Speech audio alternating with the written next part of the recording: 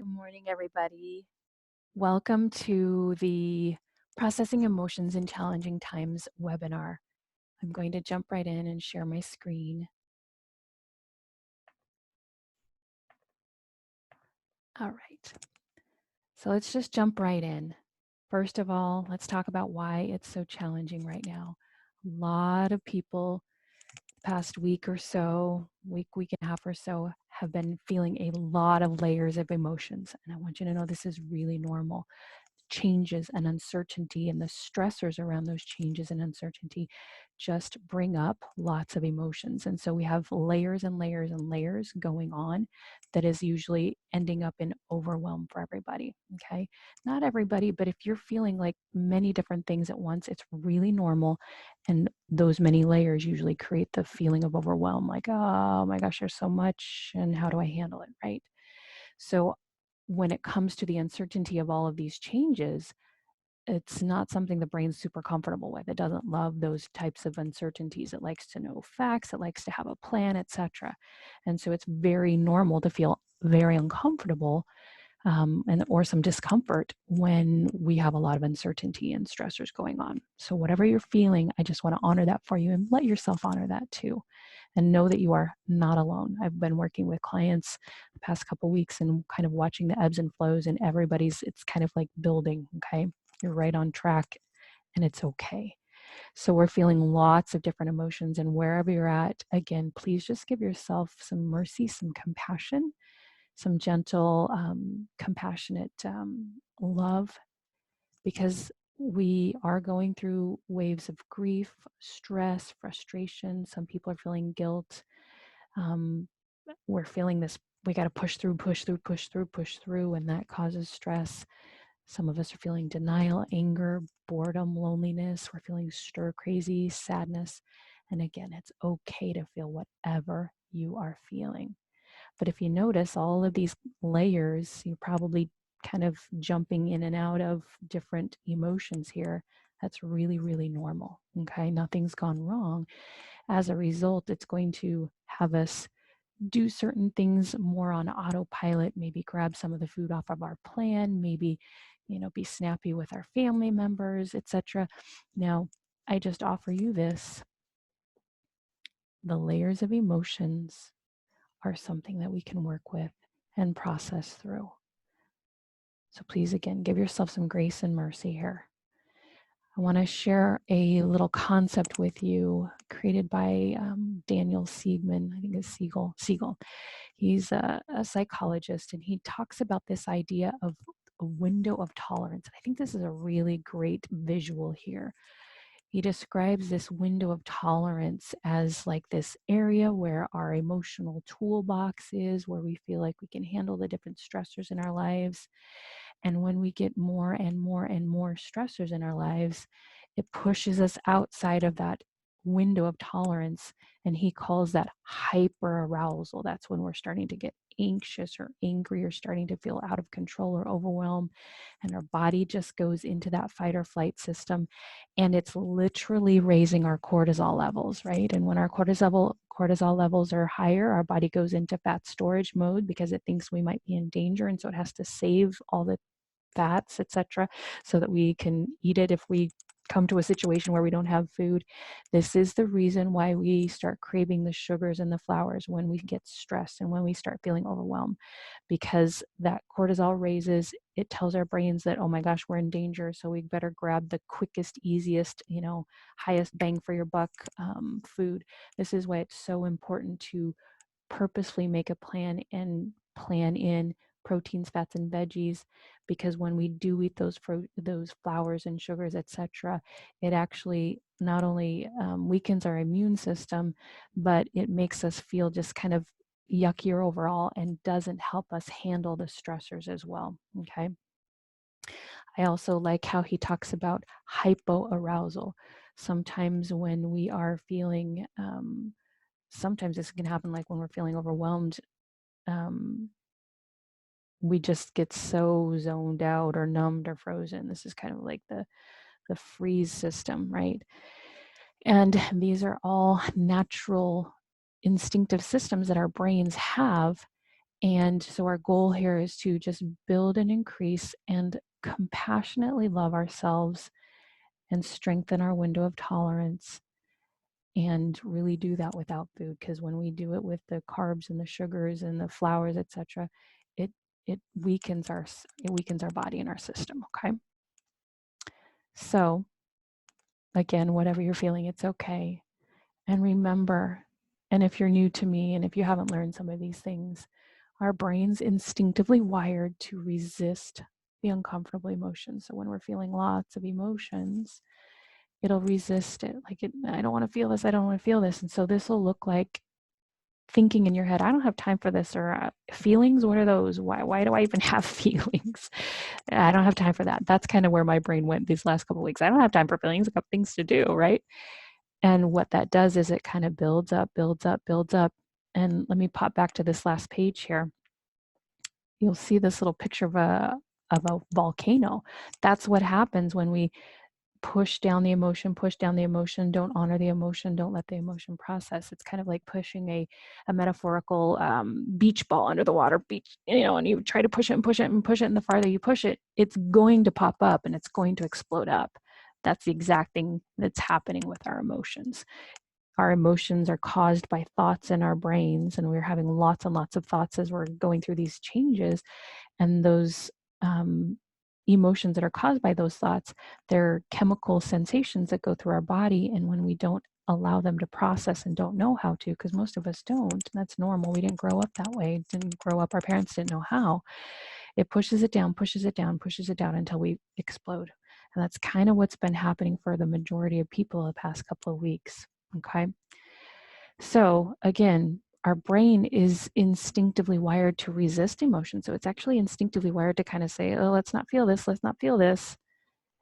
And it's also instinctively wired to be like, okay, if I either resist it or I like blow up, okay?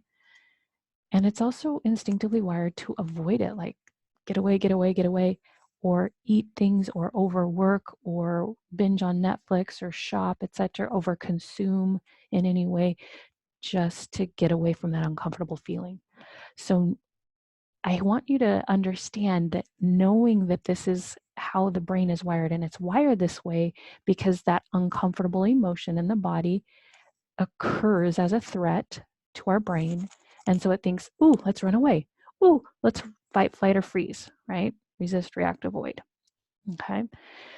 So knowing that, what actually works to help us feel better, to help us manage better, is to not go to that default instinct system, that survival system, that fight, flight, or freeze system, these resist, react, avoid system, because it's exhausting. And when we don't acknowledge those emotions, they build up and we dive into the food. So what we want to do instead is actually acknowledge and accept our emotions. And this is counterintuitive. We don't think about it usually, because our brains are wired to resist, react, and avoid, fight, flight, or freeze. Okay. So it's a conscious effort, a conscious choice to say, okay, I am feeling XYZ, and it's okay. And I'm going to walk you through an exercise on the next page to help you do that this week. Okay. So you also want to, in the process of acknowledging and accepting your emotion, give yourself comfort and give yourself certainty. Because think about the beginning of this webinar. The brain doesn't love uncertainty, and it feels very uncomfortable. So we need to consciously accept and acknowledge our emotions so we're not pushing them down. And we do that by giving ourselves comfort, certainty, and accepting the emotions and not pushing them down. Okay. The first place that I want to just start with you here, we're going to talk about 4 steps how to go through this. The first thing we want to notice is we want to discern between emotions and physical hunger, specifically when we're talking about diving into the food because the emotion's so uncomfortable, right? So the first thing we want to understand is that emotions are chemical signals that start in our brain. They're sent throughout our body. They're caused by thoughts. I like to describe that as the anatomy of the thought and emotion process. So we have thoughts in our brain.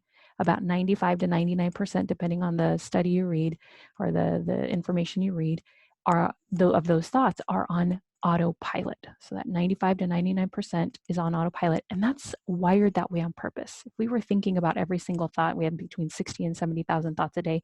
If we were thinking consciously about every single thought, like, wash the dishes, how to wash the dishes, etc., we would be completely exhausted. So it's normal and that's okay. But what happens is we don't realize that so many of those autopilot thoughts aren't helping us in our lives.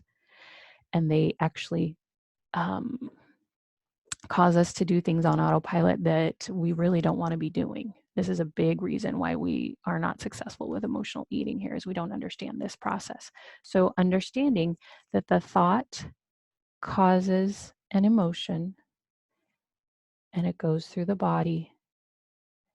And so we want to see that sometimes what that looks like or sounds like is, I want to eat. Oh, I'm bored. Oh, I'm restless.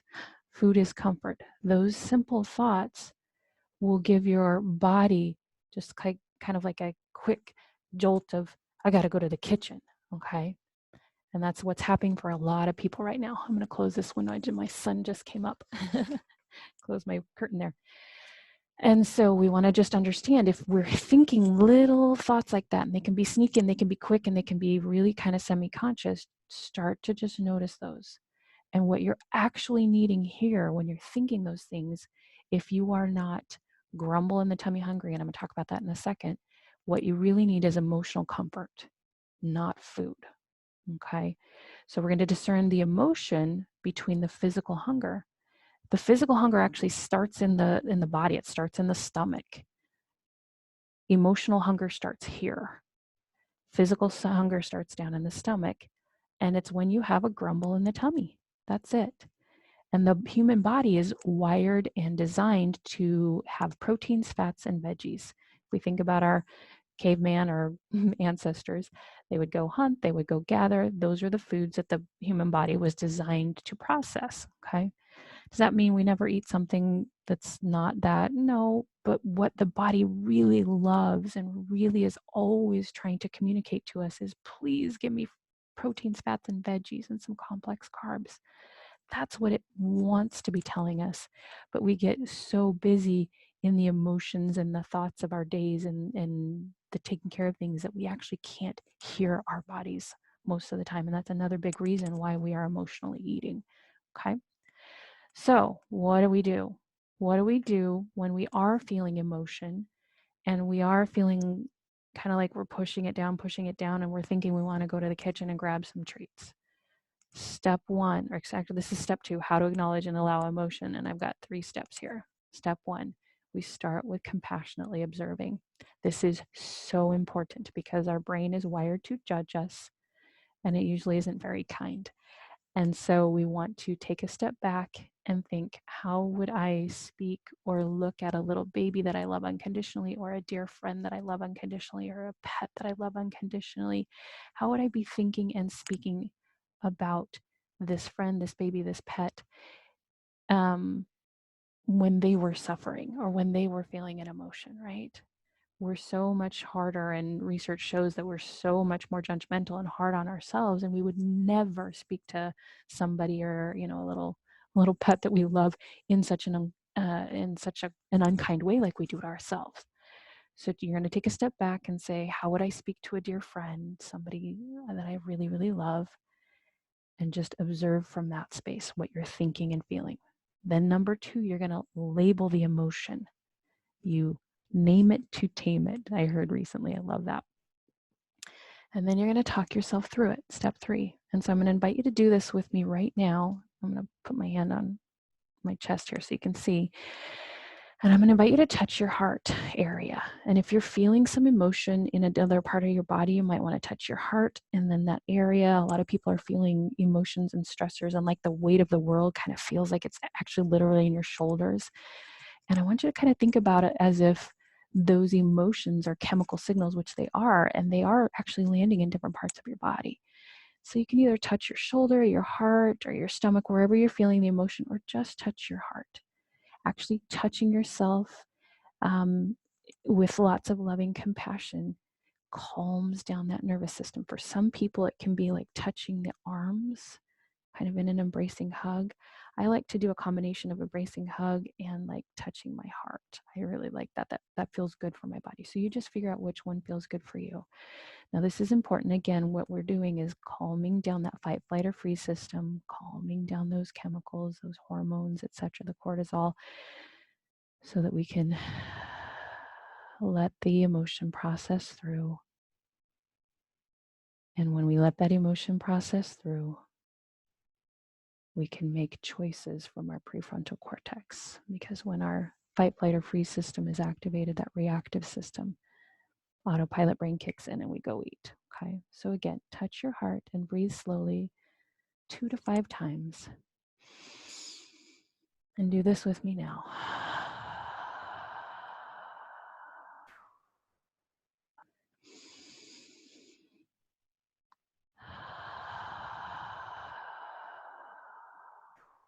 And keep breathing as you go throughout this. I invite you to say to yourself right now, nothing's gone wrong.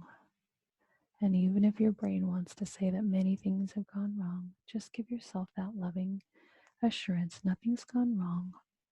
I'm just feeling the emotion of, and then fill in the blank. I'm just feeling the emotion of overwhelm, or I'm just feeling the emotion of anxiety. This is just an emotion. This is my body experiencing the emotion of anxiety or overwhelm, whatever it might be. And then tell yourself it's totally okay to feel this. It's totally okay to feel overwhelmed. It's totally okay to feel everything I'm feeling. And now describe what it feels like in your body. The overwhelm and the tightness that I've been feeling this week has felt like a tight, crunching ball in my chest.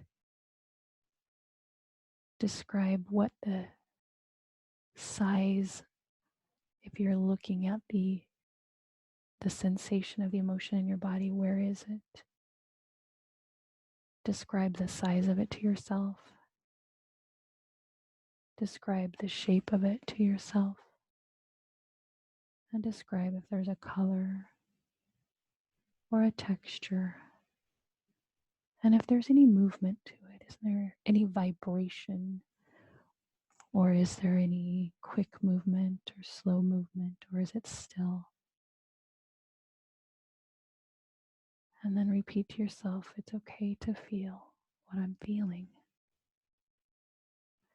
And I want to add something in here on this step. I invite you to say to yourself, I'm right here. I love you. Say this to yourself, I'm right here. I love you. And I'm not going anywhere. I'm here for you. These are the kind of loving things most humans love to hear, to be comforted. And please give yourself that gift.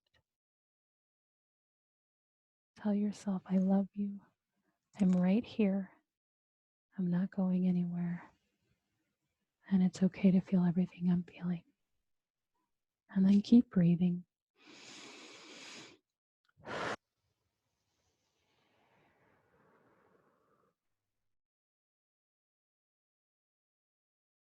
And then ask yourself, what is the most loving thing I can do or think for myself and my body right now to give myself comfort? And then listen to that. And then do that. And then repeat that. When I have my clients do this exercise, they always hear exactly what their body wants them and their brain and their soul wants them to do to comfort themselves. So trust that, trust your intuition and listen to it. As I was asking some of my clients this week, as I was taking them through this, many of them said, go for a walk. Many of them said, go cuddle with my kids. Many of them said, just go read a book. and slow down. That was a big one that I heard. And I really think that that's part of the key to all this as we're trying to work through change. Our brains love to rush to find the answer because it feels so uncomfortable to be uncertain and uncomfortable. And so really taking a step back and slowing down is one of the most beautiful gifts you can give to yourself. So whatever your brain just told you, like what's the most loving thing I can do for me and my body right now to comfort myself, listen to that and go do that and plan for that well-being, that self-soothing. And as you go through this process, continue to invite yourself not to judge yourself or beat yourself up through any of this. All that emotions are just chemical information signals from our brain to our body to actually help us to know how to take care of us. So allow all those thoughts and emotions to be there and welcome them all. And take one last deep breath. And on the next couple of pages, I've just added a couple of ideas for how to create comfort for yourself. So as you're actually going and doing this exercise of creating comfort, and you're listening to your inner wisdom and what you heard after asking yourself that question, these are many of the things that come up for a lot of people. And maybe they can give you some ideas. Taking a walk, cuddling with your pet, reading a book, cleaning and organizing actually helps you shift energy and help you kind of process it through and feel better and bring a lot more of those happy, calming chemicals to your brain. Listen to a great podcast, light some candles, wonderful music. I know this is a one that comes up for me a lot. I've been playing a lot of peaceful nature, calming spiritual music for myself. Take a nap. Sometimes we really just need to get our sleep. We need to be getting our good sleep, 7 to 8 hours right now, especially so that our immune systems can be healthy and robust, our cortisol levels can go down, and our body can just regulate in the most healthy of ways. Sometimes soft clothing or soft blankets can give us comfort. Sometimes thinking about a great movie, not even watching it, but just thinking about it can really help us get a lot of self-soothing comfort. I love sharing this little example. I had a life coach, and actually was a life coach and my massage therapist. And I came into a session one day really blue, maybe about 8 years ago. And she could tell, and she just asked me, "What's your favorite comedy movie?" And it really just made my brain stop and think and stop thinking about how blue I was feeling. And I told her it was Nacho Libre and how I loved it so much because I speak Spanish, and there were so many like fun little nuances if you understand the Spanish language and Mexican culture. It was just so much fun. And I started telling her about these little things, and we were both cackling and giggling, and I just felt so good. And looking back on that, I thought, wow, she was so brilliant just to help me create comfort for myself with humor, right? And you don't even have to watch the movie, you just remember those things. Humor is a really beautiful thing to give yourself to create comfort. Now, spa services are closed right now, but can you do your nails or give your feet a foot rub? I did this last Sunday, did my eyebrows, I gave myself my own spa service.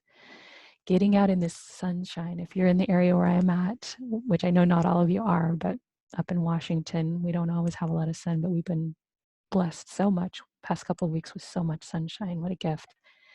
Clean sheets, time with supportive people, doing art, doing things with your hands, letting yourself process emotion, with physical crafting, etc. Journaling, that's so helpful when you're adding a kinesthetic piece to processing emotion. It actually adds an extra layer of helping you process emotion. And I highly recommend a dance party. I love dancing. I have this little drum thing that I like to dance to, and what that actually does is helps you process the emotion through. And I want to share something quickly on the side here. This last weekend, when I was asking myself, what's the most loving thing, or what does my body want to do right now? One of the things that I actually heard was, I want to go pound on the bed. that's also a way to help you create comfort and process the emotion of that chemical energy in your body through. It felt amazing just to go pound on the bed, and then I actually kind of stomped a little bit, and it helped move that through and not push that emotion down. Okay. And then the last thing I want to share with you is step 4 is creating certainty. So we're creating certainty and we're creating comfort. Okay. So what we want to do is we want to create certainty for our brains, because our brains crave safety and security, and they crave routine, they crave connection, they crave variety and fun, they crave lots of things, but these are the 4 basics that I want to talk about today. And so when we're talking about creating certainty for our brain around safety and security, remind yourself, I'm safe, I have a roof. Think about all the things you have, list those down, and then schedule in comfort and downtime first. What I'm going to invite you to do is this next piece is give yourself as much of a routine as you can and actually put it on paper. Create a schedule, make a simple meal plan, and then plan simply 2 to 3 things that you want to get done in a day. And if 3 is too much, I'm serious. Just plan 1 thing in the morning and 1 thing in the afternoon, and schedule in your comfort and your downtime first as you're making your routine, as you're making your schedule. Okay. And then our brains crave certainty and they crave connection. Schedule in time to do some connecting calls, some Zoom calls, some Google Chat calls, whatever it is. And then schedule in some time for some variety and fun. And a lot of people are struggling with some boredom and stir craziness, like I don't do all the things that I used to. Just honor that. It's totally okay to feel that. And then ask yourself this question: how could I make this easy?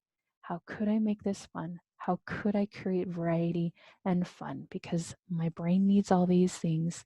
We need safety, security. We need routine. We need the connection. We need the variety and the fun. And how could I do that? How could I do silly things at home to create variety and fun for myself? And how could I bring humor in? What things could you invent with your families, etc., to create that for you or for yourself by yourself? Okay. So again, the brain will want to rush through and say, I got to have this amazing plan. It's okay to pare back as much as you need to. Again, 2 to 3 things a day, the top priorities. This is where I personally kind of get stuck. I put like 19 things in my day. This is usually where I go, and then I feel overwhelmed. My sweet husband calls it overprogramming. And so this is an area where I'm working to pare back the 2 to 3 things that are most important, etc. Totally okay, totally normal. Okay. All right.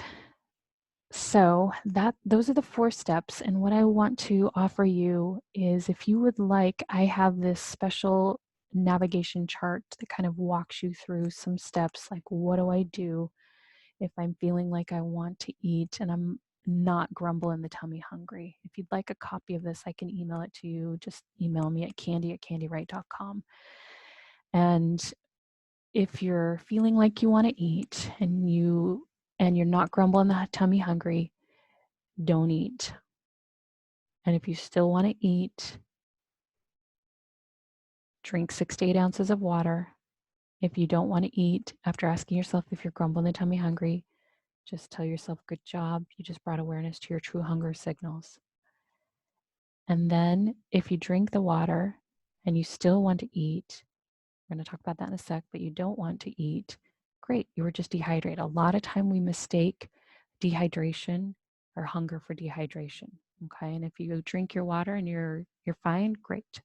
If you drink your water and you think you still want to eat, redirect your mind to think of something else you'd rather be thinking of. Do this on purpose. You don't have to think about the food. Just ask yourself the question, what would I rather be thinking about?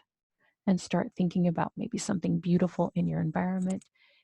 Be tactile, touch your hands. It helps you kind of shift out of that obsession for the food. And then ask yourself, do you still want to eat? No? Great. Move on with your day.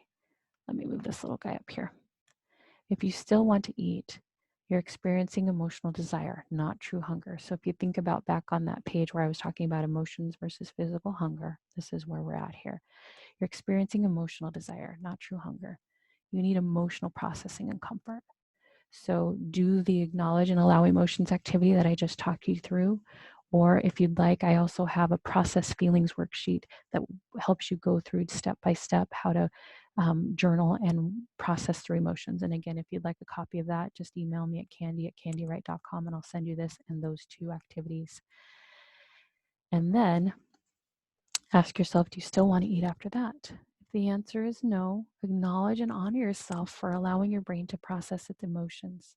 And if you still want to eat, then give yourself your own comfort and do the compassionate observer worksheet. And that's another worksheet that I can send you if you'd like. Again, email me at candy@candywright.com if you'd like that. And then just basically, this one walks you through different steps of how to write down how you would speak to a small child or a dear friend, how you would love and comfort them in that thing. Okay. So hopefully that's been helpful. And if you'd like those things, please email me. And if you're interested, I would love to support you further with my one-on-one coaching program and my proven 3-step process. Step 1 is knowing exactly how to get started. These are usually the 3 reasons we fail. We don't know exactly how to get started in a really simple way, in a way that actually works with our brain. What we usually do is kind of willpower ourselves and say, okay, I'm going to start this, but that's actually not what works. So the first step that I teach in my proven 3-step process is knowing exactly how to get started through compassionate awareness, really understanding what's going on in your brain, compassionate mindset. So you stop beating yourself up. The reason we stop so many times with different things that we're trying to lose weight is because we get stuck in this step and we beat ourselves up. And then we don't know how to keep going. So that's step 2 of my proven step 3, my 3-step process, is we make a simple, specific, unique plan for you and your time management so that you know how to and you love taking care of yourself in a way that honors your body, honors what our aging body needs, etc., and really honors you in a way that you become partners with your body and learn how to listen in simple ways that create so much desire to love taking care of yourself from this loving, compassionate space. And then the other reason we usually stop and do not actually achieve weight loss, the older we get especially, is because we don't know how to not quit on ourselves ever again. And so when we build these first 2 foundations, we go into a next step of a very simple process so that you don't quit on yourself again. So you always have your back. And so it becomes autopilot in exactly who you are to take care of you in simple ways, be partners with your body, and not quit on yourself again and achieve your result. And I'd love to support you. And if you'd love to do that with me, you can schedule your free coaching consult. It'll be at the bottom of this webinar, at the bottom of the email that you received with this webinar, and reach out to me today. I'd love to serve you in that way. Have a wonderful day. I love you.